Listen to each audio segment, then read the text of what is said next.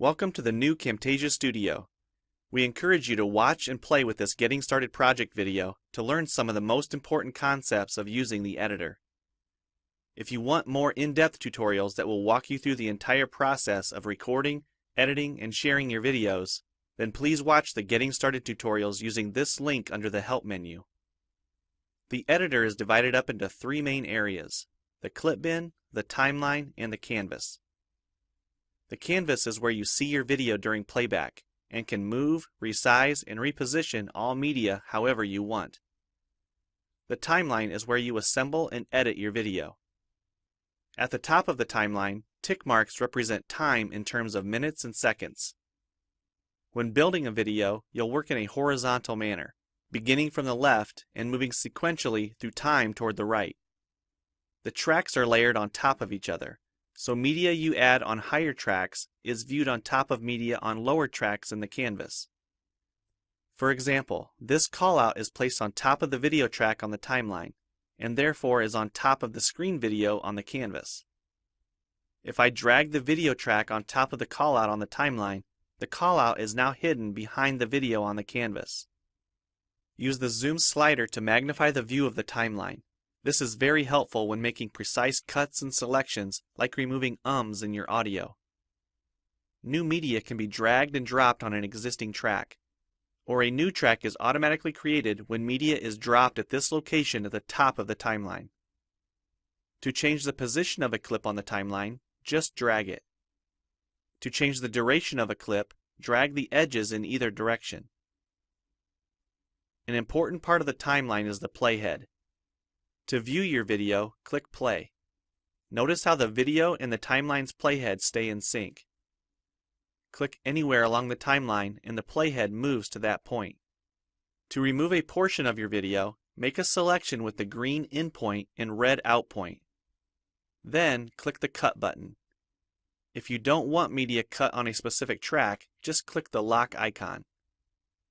If you make a mistake while editing, press Ctrl-Z on the keyboard to undo, or choose Edit Undo. Double-click the playhead to deselect. Next, we'll look at the clip bin in the library. The clip bin holds recordings, audio files, images, and title slides being used in the project you're currently working on. The library stores video clips, intros, callouts, title slides, and other media assets you want to use from project to project.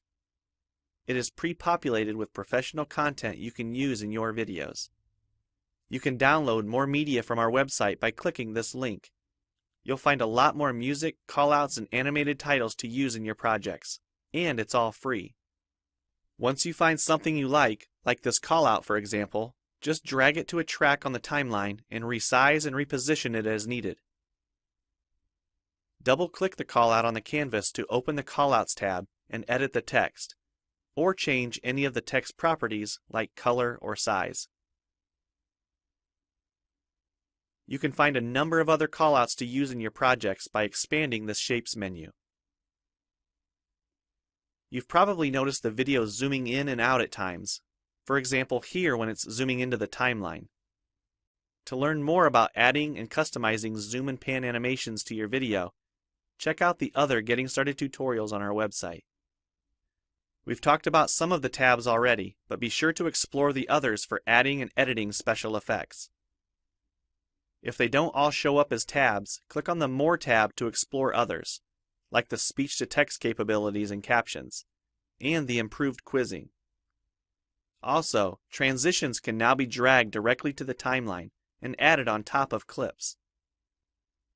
So we've shown a few ways you can navigate and edit your video. But how do you get content into your video? To make a new screen recording, click the Record the Screen button. If you already have an audio or video recording you'd like to use, click the Import Media button. When you're done with your video project, you'll need to click the Produce and Share button to create a shareable video. Expand this menu to see a variety of presets. We have a new video player that plays back your MP4 video and includes other interactive features like table of contents, closed captions, quizzes, and even hotspots. These features are available when hosting your video on TechSmithScreencast.com or the video and player on your own web server.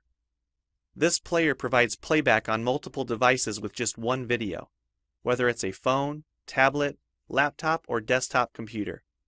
Well, it's time for you to try Camtasia Studio for yourself using the content on the timeline, or better yet, create your own. We have lots of free tutorials on our website, and I recommend you begin with the Getting Started series. Also, the help file inside Camtasia Studio tells you how to use each of the Camtasia Studio features and applications. One last thing, if you ever want to open this Getting Started project again to view or practice with, use this link here. Thanks for watching, and we hope you enjoy Camtasia Studio.